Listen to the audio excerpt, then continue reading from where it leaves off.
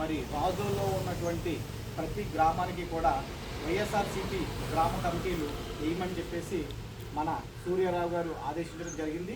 అదేవిధంగా సకినేటిపల్లి మండలంలో ఈ యొక్క గ్రామ కమిటీలు వేయడం కోసం అని చెప్పేసి ఒక కమిటీని కూడా ఆయన అనౌన్స్మెంట్ చేయడం జరిగింది.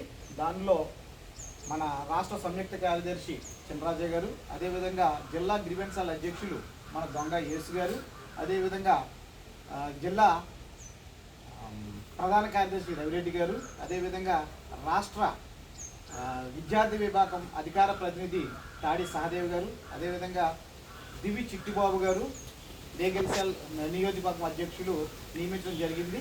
మేము ప్రతి గ్రామంలోనూ కూడా తిరుగుతూ మరి గ్రామ శాఖ అధ్యక్షులు నియమించడం జరుగుతుంది. మరి ఈరోజు సకినేటిపల్లి మండలం అంతర్వేదికర గ్రామానికి కొత్తగా గ్రామ శాఖని ఎన్నుకోవడం జరిగింది. ఈ గ్రామ శాఖని ఎన్నుకోవడానికి ఈరోజు అధ్యక్షత వహించినటువంటి గల్లంబండ యేసు గారికి ధన్యవాదాలు తెలియజేస్తున్నాను. అదేవిధంగా పెద్దలు దూది త్రినాథ్ గారికి, అదేవిధంగా పాటి నెహ్రూ గారికి, రాజు గారికి, అలాగే వార్డు మెంబర్ గారికి, ముఖ్యంగా దొంగ యేసు గారికి, వీళ్ళందరికీ కూడా ధన్యవాదాలు తెలియజేస్తున్నాను. ముఖ్యంగా సకినేటిపల్లి మరి అంతర్వేదికర గ్రామానికి నూతనంగా ఎన్నుకోబడినటువంటి గ్రామ శాఖ అధ్యక్షుడైనటువంటి వీర రామారావు గారికి శుభాకాంక్షలు తెలియజేస్తున్నాను. అదేవిధంగా గ్రామ శాఖ ప్రధాన కార్యదర్శిగా ఎన్నుకోబడినటువంటి పాటి నెహ్రూ గారికి శుభాకాంక్షలు తెలియజేస్తున్నాను. మరి వీరందరి సారథ్యంలో ఈ యొక్క గ్రామ కమిటీ